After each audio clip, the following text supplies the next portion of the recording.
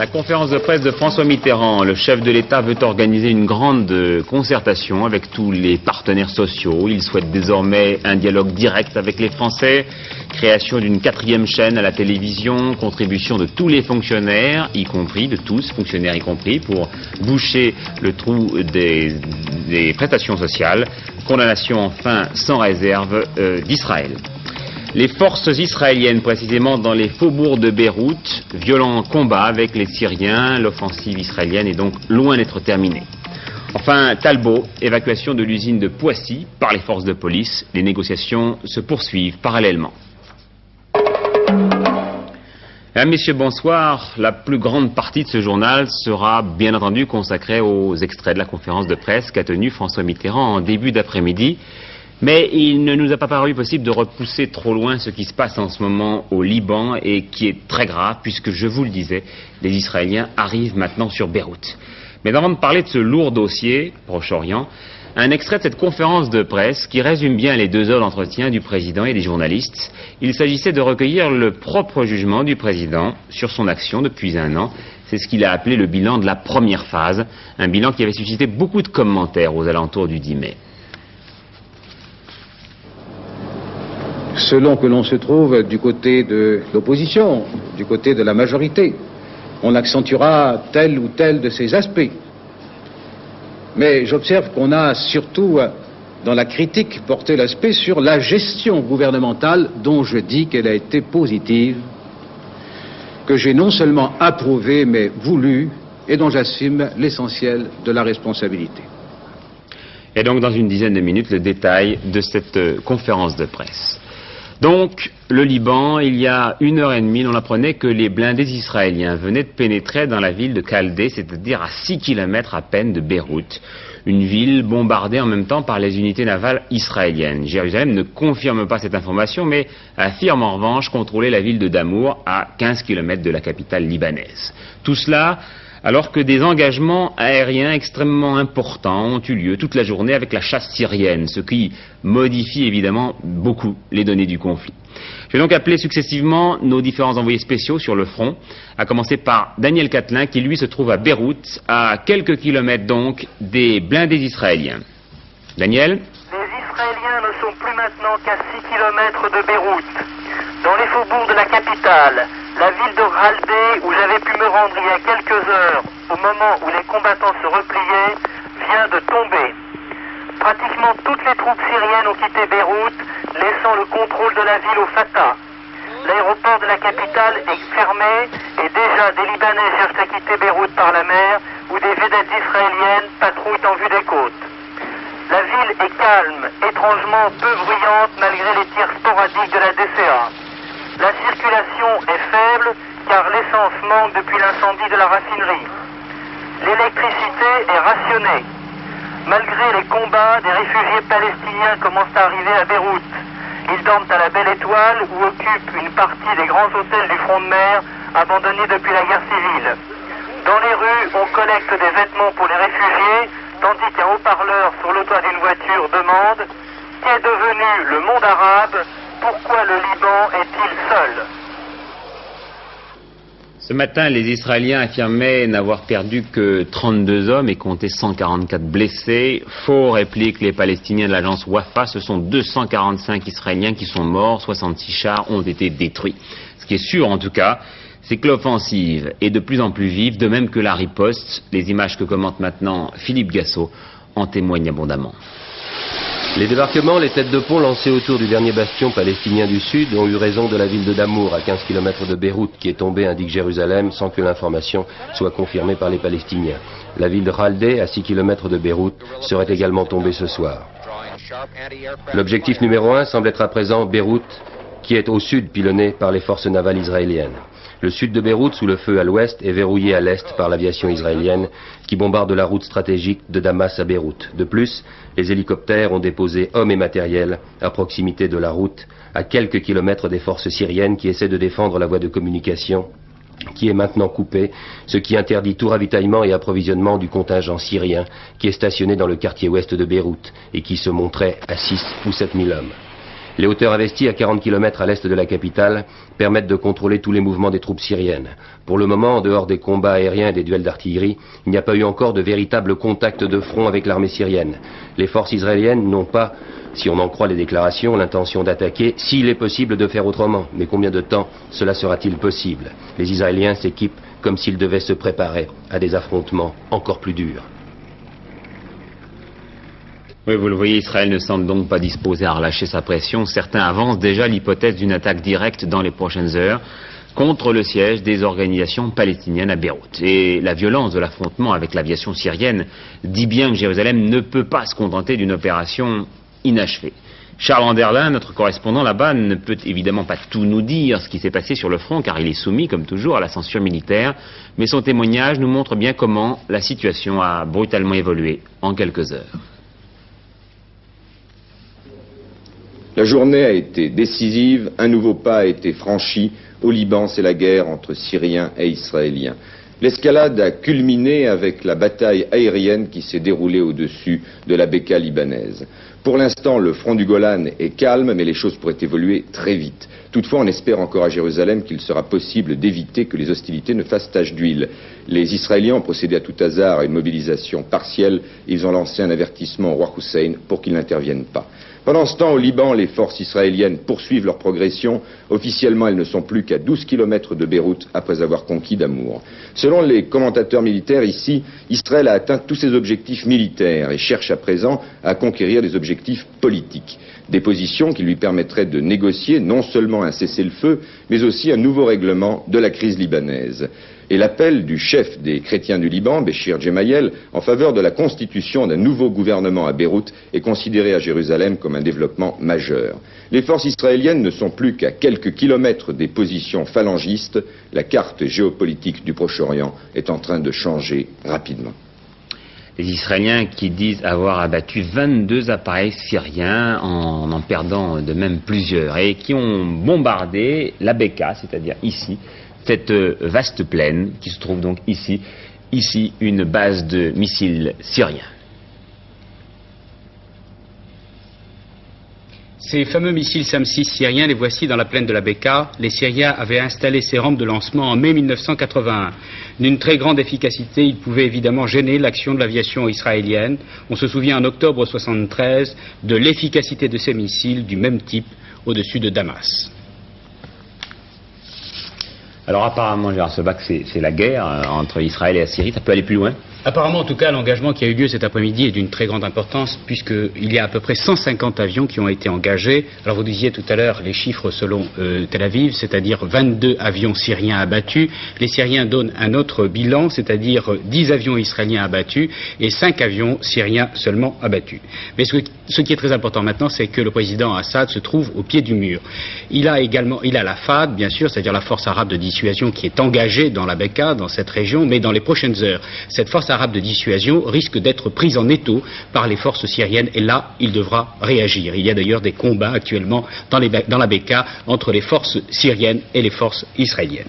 Cela, le président Assad ne le permettra pas, alors il est possible qu'il ouvre un autre front, peut-être sur le Golan, mais sa marge de manœuvre est quand même très limitée car la Syrie est quand même isolée au sein du monde arabe et puis il dépend également sur le plan de son armement de l'Union soviétique. En tout cas, tout à l'heure, la radio de Damas a lancé un appel aux réservistes, ce qui peut donc indiquer que les choses peuvent évoluer très très vite, sans doute dans les prochaines heures. Devant cette aggravation de la situation au Liban, Paul Nahon a voulu tout à l'heure à l'Élysée interroger le chef de l'État qui lui a tout d'abord dit qu'il n'était pas souhaitable de réunir à la date prévue la commission mixte franco-israélienne et qui a condamné une fois de plus l'offensive israélienne au Liban. Tout appel du gouvernement légitime du Liban sera entendu par la France. À cette occasion,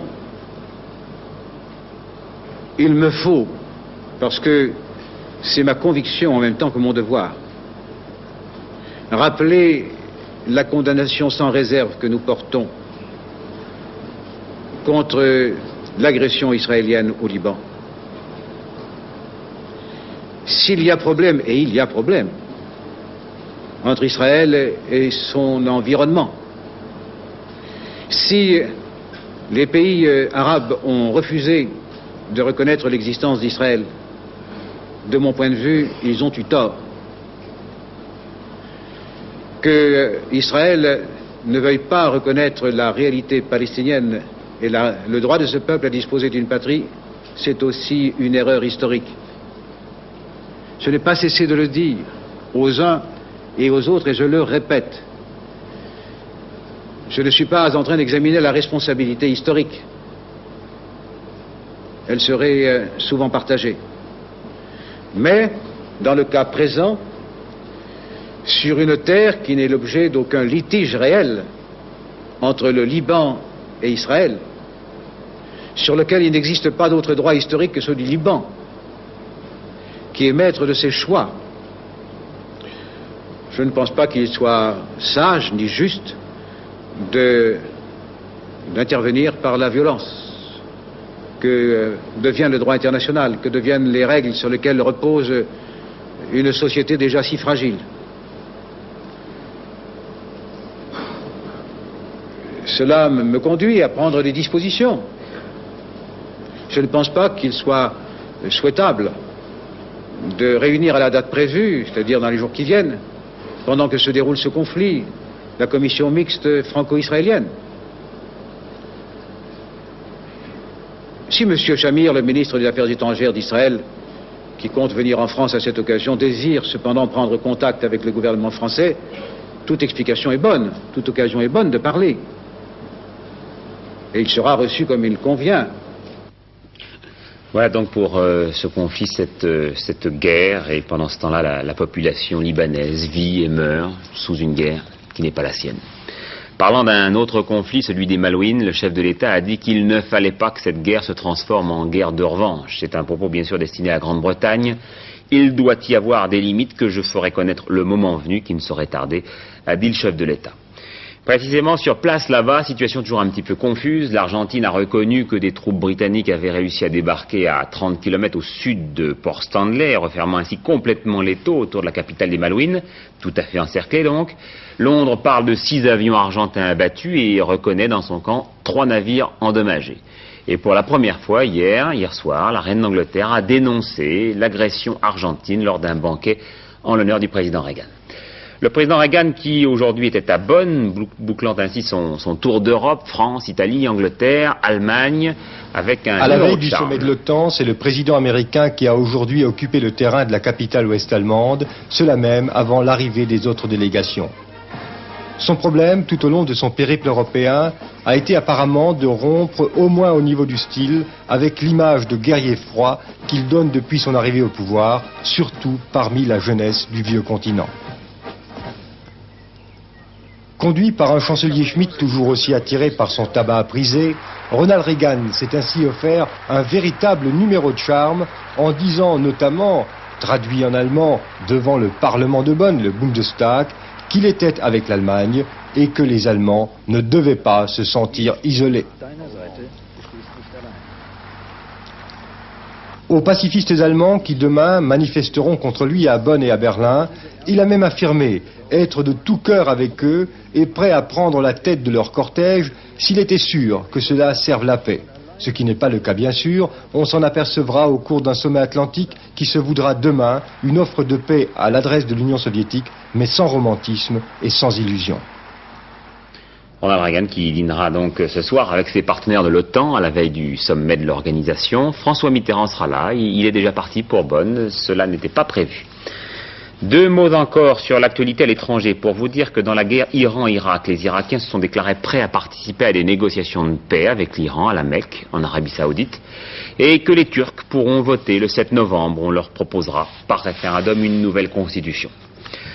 Talbot maintenant, c'est finalement en début d'après-midi que les forces de police ont évacué l'usine. Les grévistes sont sortis dans le calme et manifestent actuellement dans les rues de Poissy. Demain, ce sera au tour de la CSL de manifester là-bas, demain matin. Alain Doubesky. Environ 1 millier de travailleurs de chez Talbot sur cette place de la mairie à Poissy. 1 millier de travailleurs auxquels il faut ajouter de nombreuses délégations, les partis habituels de gauche bien sûr, mais aussi, et c'est à noter, l'Amicale des Algériens en Europe et l'Association des Marocains de France. Maintenant, un bref rappel de la journée. Ce matin, à l'usine Talbot-Poissy, c'est la grève totale, largement suivie selon la CFDT. Donc, pour suivre la CGT et la CFDT, il ne faut pas nous accuser de faire obstacle au droit du travail, puisqu'il y a une majorité, une large majorité de grévistes. C'est justement ce que conteste la direction de Talbot, qui en fin de matinée, vers 14 h, décide unilatéralement de stopper les négociations qui se poursuivent à Saint-Germain-en-Laye.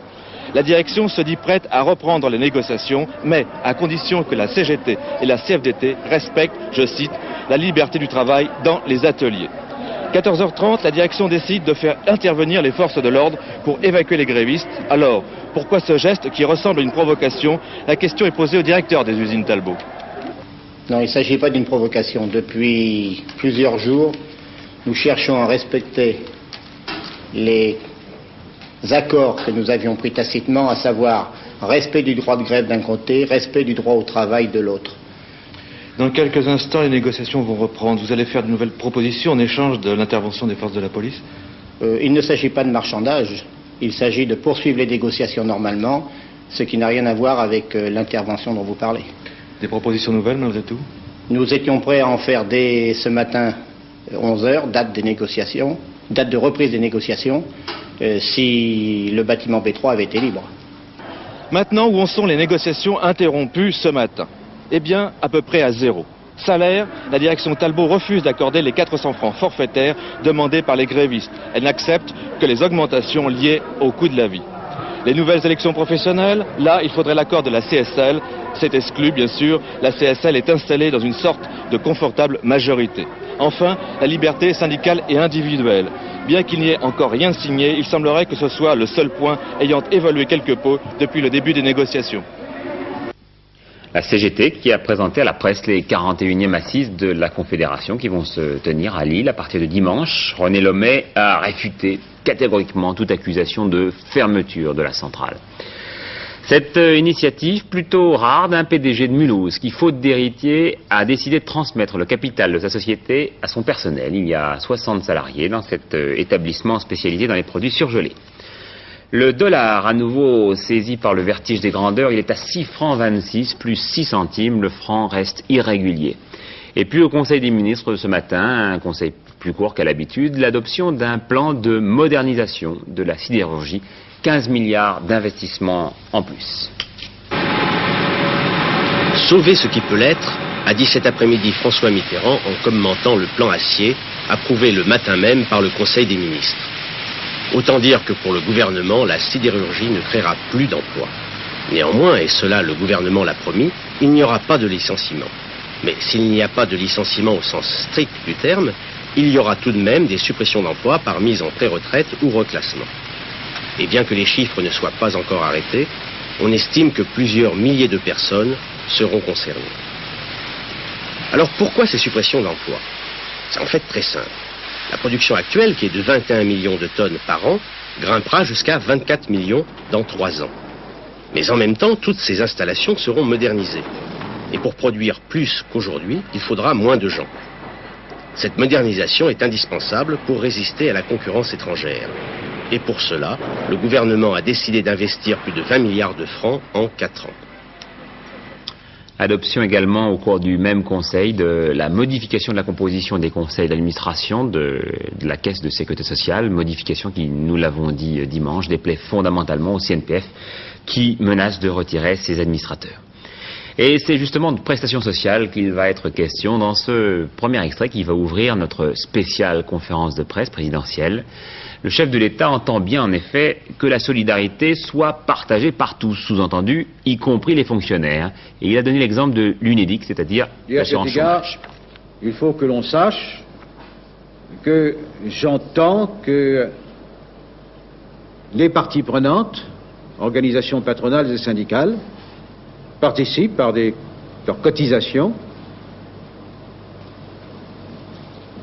au redressement de l'UNEDIC, que j'entends que la solidarité joue là comme ailleurs et que ceux qui détiennent la garantie de l'emploi participent à l'équilibre des charges pour ceux qui n'en ont pas.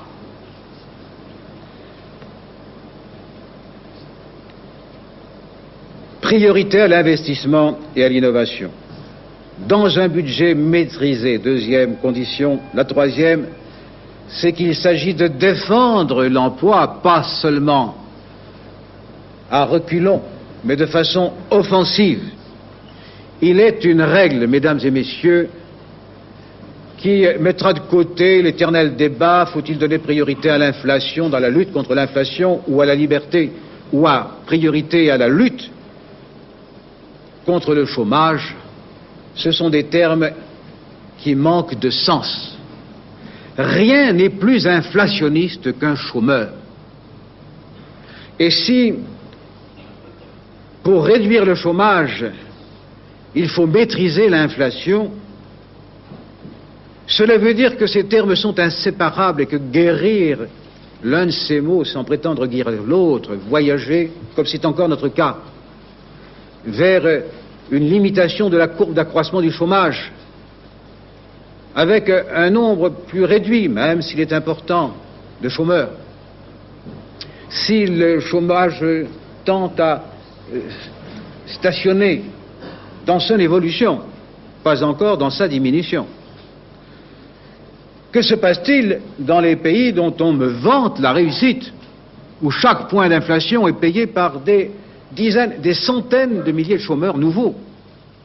C'est le cas aux États-Unis d'Amérique, c'est le cas en Allemagne. Eh bien, il faut une nouvelle dimension. Et à inflation et chômage, je réponds non pas l'un contre l'autre, l'un avec l'autre. Je dis, on ne répondra à l'un et à l'autre que par notre capacité créatrice. Ou bien, nous serons capables de créer des richesses nouvelles et donc de produire. Et ce gouvernement s'est doté du moyen d'investir, ce dont ne disposaient pas ses prédécesseurs qui s'adressaient à l'investissement privé, qui ne répondait pas plus qu'il ne répond dans les pays voisins. Mais l'investissement public, je le répète parce que c'est nécessaire, aura valeur d'entraînement.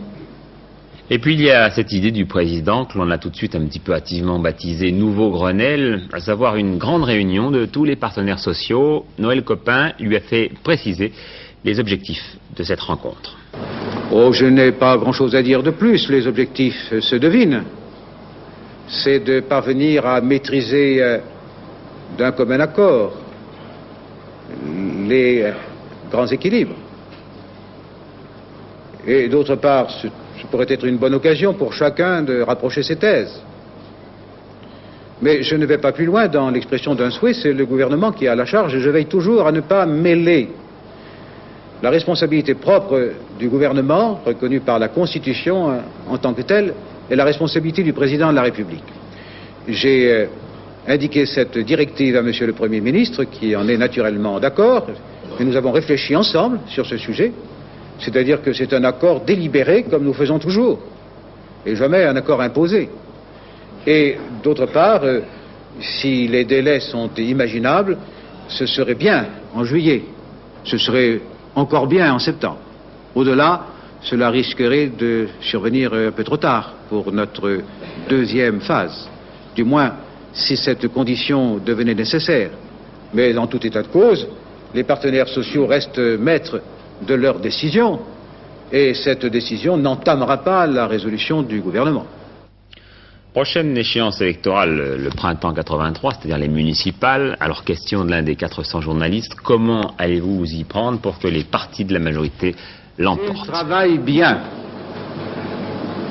Si le gouvernement est en mesure d'entraîner les Français, comme il le fait déjà, dans une grande action de redressement national, si les Français, et j'ai confiance en eux, si les Français consentent à l'effort dans la justice sociale qui leur est demandée pour la France et pour eux-mêmes, alors je pense que les Français sauront être logiques avec eux-mêmes. Ils savent qu'on ne fait rien avec rien.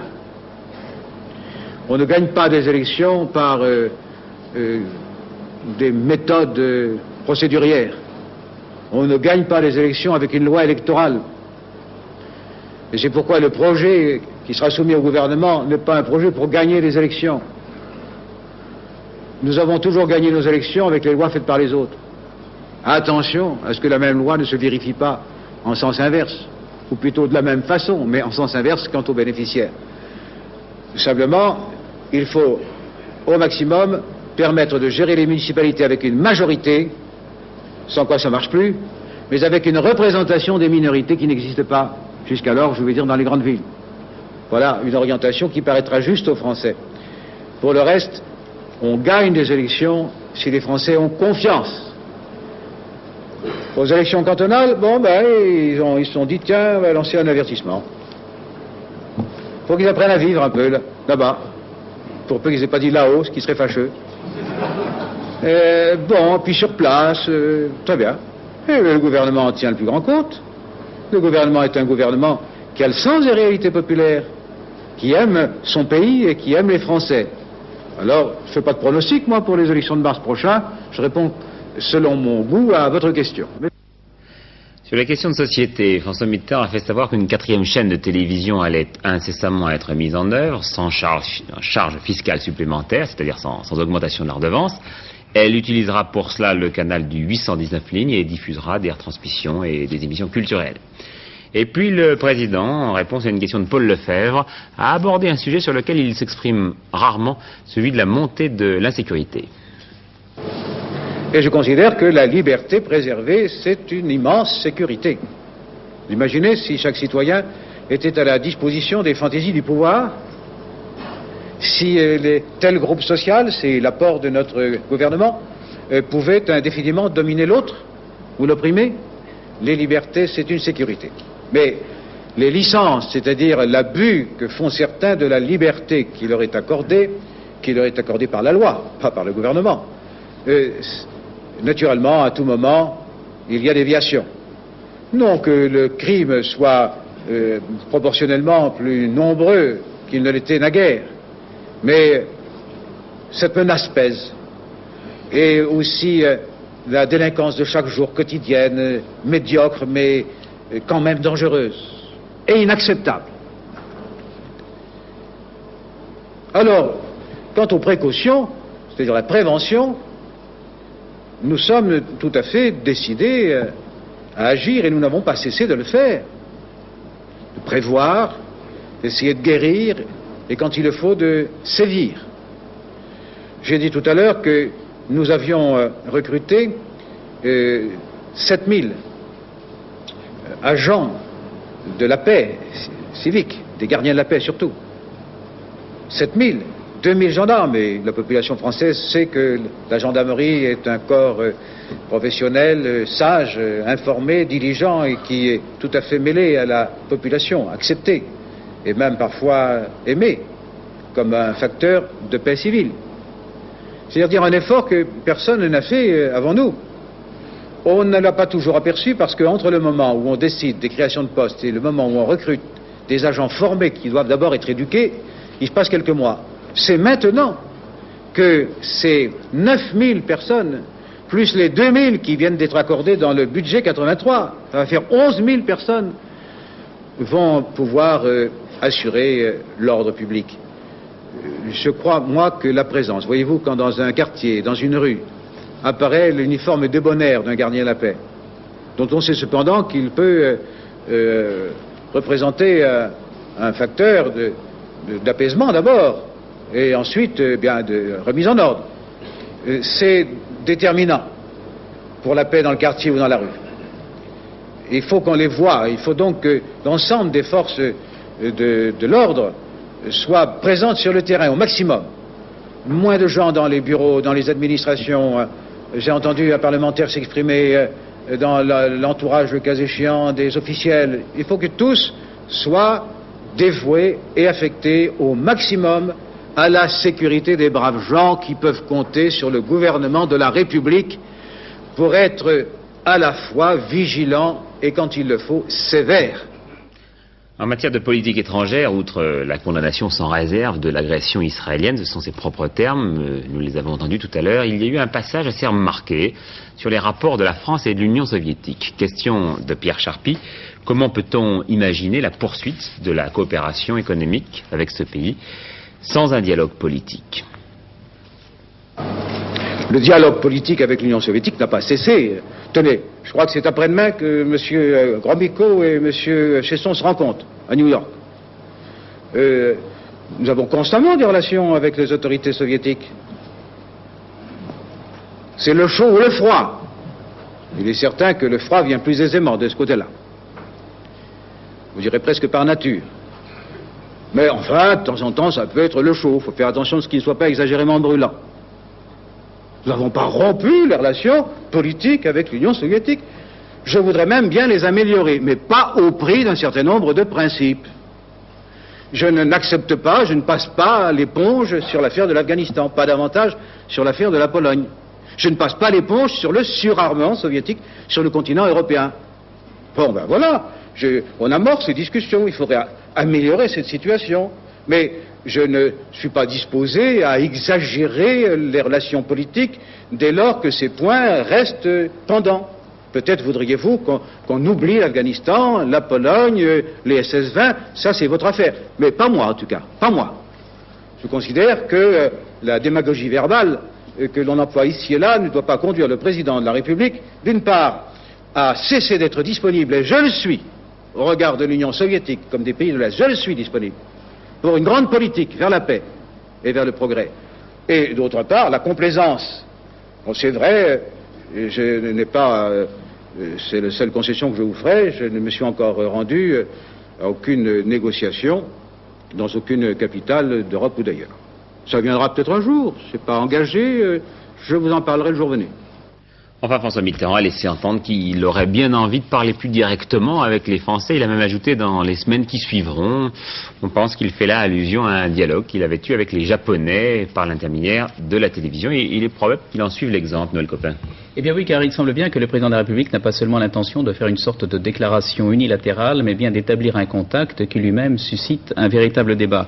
Il souhaite, dit-il, que les Français lui communiquent leurs désirs et que je m'efforce, ajoute-t-il, d'y répondre. On ne sait pas encore très bien quelle forme cela peut prendre, et même s'il s'agit de quelque chose de nouveau, c'est bien en tout cas dans l'esprit de la Ve République qui implique un lien direct et étroit entre le président de la République et les citoyens. Vous vous souvenez sans doute d'une phrase célèbre du général de Gaulle disant « c'est sur la confiance mutuelle que se porte le chef de l'État et le peuple français que s'établissent nos institutions. C'est, je crois, par cette confiance et dans cette confiance que le président de la République entend entamer ce qu'il a appelé lui-même la deuxième phase de l'action de son gouvernement. Alors justement, haute volonté de dialogue du président, ce désir de concertation des partenaires sociaux, ce qu'on a appelé le nouveau Grenelle. Oui, alors le nouveau Grenelle, parce que ce seront les mêmes partenaires avec le gouvernement, mais il y a quand même, je crois, deux différences importantes. Première différence, le Grenelle de 1968, c'était une négociation à chaud, alors qu'il y avait une crise sociale et politique qui paralysait le pays. Cette fois-ci, ce serait, si vous voulez, une sorte de Grenelle à froid, même s'il y a une crise, mais c'est une crise économique d'une toute autre nature. Et puis la deuxième différence, c'est que les négociations de mai 1968 portaient sur un sujet très précis qui était l'augmentation des salaires et plus précisément l'augmentation du SMIC, alors que cette fois-ci, il s'agit d'une concertation beaucoup plus vaste qui doit concerner ce que le président de la République appelle les grands équilibres économiques. Et le président a donc chargé Pierre Mauroy, le Premier ministre, d'organiser cette rencontre. Ceci, je crois, correspond bien à cette conception que le Premier ministre a du gouvernement et qu'il répétait encore ces jours-ci dans son livre « C'est ici le chemin ». Il répète inlassablement, c'est par le dialogue, la concertation, la négociation que nous surmonterons les obstacles et nous les surmonterons ensemble. Cela correspond aussi, je crois, à ce souci maintes fois exprimé du président de la République, le souci de l'unité nationale. En gros, il s'agit de trouver une solution à cette double nécessité, une nécessité qui est apparemment contradictoire. Pour un gouvernement de gauche, pour faire face à la crise, il faut à la fois avoir l'accord des syndicats et il faut aussi avoir le concours du patronat. Donc ce rendez-vous de juillet ou peut-être de septembre m'apparaît comme une assez vaste ambition. Voilà, avec Pierre Alain et Jean-Michel Mercurol, maintenant l'essentiel des réactions des hommes politiques, du moins celles qui nous sont parvenues pour le moment. Pour Bertrand Delanoë, porte-parole du PS, les socialistes ne peuvent être que satisfaits. Par son souci de vérité et sa grande détermination, le président de la République est en mesure d'entraîner la confiance et le soutien du peuple français, estime le PS, qui souligne le sens aigu de la constance des choix politiques du chef de l'État. Jean Le Canuet estime que François Mitterrand a habilement escamoté l'essentiel, c'est-à-dire le bilan d'une année de pouvoir. Le président de l'UDF reproche également au chef de l'État de ne pas avoir évoqué son choix entre pause, freinage ou poursuite de la politique menée. Pour le RPR, Bernard Ponce constate que la politique conduite reste entourée d'un flou inquiétant en matière économique, monétaire et sociale. Selon le RPR, c'est l'aveu implicite d'un constat d'échec. Pierre Juquin, du Parti communiste, se félicite que le président Mitterrand ait affirmé sa volonté de continuer la politique engagée depuis un an. En politique extérieure, il constate que les positions communes, qui constituent la base de l'accord gouvernemental entre socialistes et communistes, ces positions sont réaffirmées. Le MRG se félicite de la priorité donnée aux investissements, aux économies et à l'épargne. Il importe pour les radicaux de gauche d'imposer une stratégie de l'effort dans la vraie solidarité et la justice sociale. Chez les syndicats maintenant, Force ouvrière accueille avec scepticisme la proposition d'une vaste réunion des partenaires sociaux. Une telle assemblée, dit-on à FO, ne peut qu'engendrer des problèmes supplémentaires. La CGC est satisfaite de la proposition d'une table ronde de crise et de solidarité entre toutes les catégories sociales et le gouvernement. D'ores et déjà, elle se déclare prête à y participer. La CFTC enfin relève des intentions louables, par exemple pour la croissance. À propos de la réunion des partenaires sociaux, la centrale considère que pour être efficace, il faudrait que le gouvernement définisse un projet cohérent comme base de discussion. Pas de réaction pour le moment du RPR. Quant à Jean-Marie Le Pen, il estime que le président s'est montré habile et logomachique, mais que les mots pèsent peu en face des faits. J'ajoute que Georges Marchais sera l'invité demain soir de notre nouvelle émission politique, l'heure de vérité. Suivront ensuite Jacques Chirac, le 24 juin, et puis à la mi-septembre, Valéry Giscard d'Estaing. Ce sera à l'occasion sa première rentrée à la télévision. Voilà donc pour cette deuxième conférence de presse de François Mitterrand. Un peu de sport pour terminer ce journal plus long qu'à l'habitude avec la belle victoire de Charente-Maritime dans la course La Rochelle-La Nouvelle-Orléans. L'équipage arrivé hier soir a failli crouler sous l'avalanche de télégrammes ministériels qui lui sont arrivés. Beaucoup de ministres aiment la mer. Les images de l'arrivée maintenant commentées par Henri Bodiguel. Alors que la plupart des concurrents avaient choisi de suivre la route apparemment la plus directe, Jean-François Fontaine, un ancien sélectionné olympique, Pierre Folenfant et leurs deux équipiers avaient choisi, eux, de prendre une route beaucoup plus au sud. Leur option a d'ailleurs été rapidement suivie par les autres concurrents qui, tour à tour, ont infléchi leur route vers le sud, mais l'avantage pris par Charente-Maritime était déjà décisif. Ce choix s'est avéré tellement judicieux que l'avantage de l'équipage Rochelais était de 3 jours hier au moment de franchir la ligne d'arrivée, et encore, si le vent doit faiblir pendant les heures à venir, rien ne prouve que le bateau de Marc Pajot, actuellement 2e, et le prao de Guy Delage, 3e, ne mettront pas plus de 3 jours pour atteindre la Louisiane à leur tour. Comment vous expliquez cette avance de 3 jours D'abord on va vite, et qu'on a eu des conditions de vitesse favorables. Quel maximum de vitesse? Le train est venu sur la même route que nous et on l'a lâché régulièrement au début. Quel maximum de vitesse vous ayez fait avec le bateau pour la traversée? En pointe? Ouais. Oh, ça veut pas être 22-23 nœuds, mais ça signifie pas grand chose. Vous avez eu de la mer très difficile, non? Vous avez eu de la mer difficile à certains moments? Non? Pas. Le maximum de mer, c'est quand peut-être on a eu 25-30 de vent quand la visée était un peu soutenue. C'était pas vraiment de la mer, méchant. Et le vent vous a tenu sans arrêt? Non, on a eu la chance de journée avec. Voilà les pronostics de Pierre de Bresse maintenant pour demain dans le Carté, le prix du Duc d'Aoste. Il faut jouer selon elle l'As, le 14, le 7, le 3, le 9, le 17, le 5 et le 11. Alain Gillot-Pétret, la météo, les prévisions.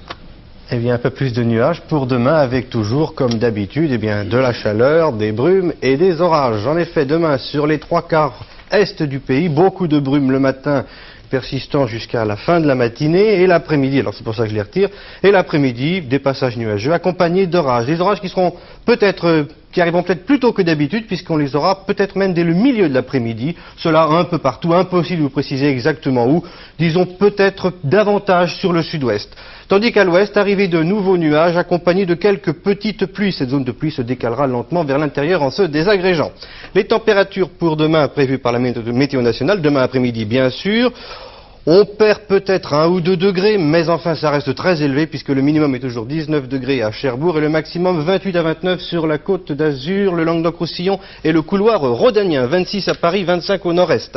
Enfin demain, au Joie, le jeudi 10 juin, 2 minutes de soleil en plus, levé 5h49, couché 21h51 et le grand bonheur de fêter les Landry. Voilà, c'est à 23h15 que Jacques Mérino développera l'essentiel de cette grosse actualité aujourd'hui, dominée donc par la conférence de presse de François Mitterrand, qui était aujourd'hui à Bonn, qui est maintenant à Bonn ce soir, et par les événements du Proche-Orient. Gérard Sebag, vous avez suivi ces événements se dérouler à cadence infernale depuis quelques minutes. Oui, alors les Israéliens sont à 4 km du centre de Beyrouth, à l'aéroport de Caldé, poursuite des combats donc entre Palestiniens et Israéliens, combats aussi extrêmement violents avec de l'aviation et des chars entre Syriens et Israéliens, et d'autre part, Radio Damas lance des appels pour que les réservistes rejoignent leur caserne. Voilà, toutes ces informations développées donc à 23h15 par Jacques Mérino. J'aurai le plaisir quant à moi de vous retrouver à 20h demain. Bonne soirée à tous.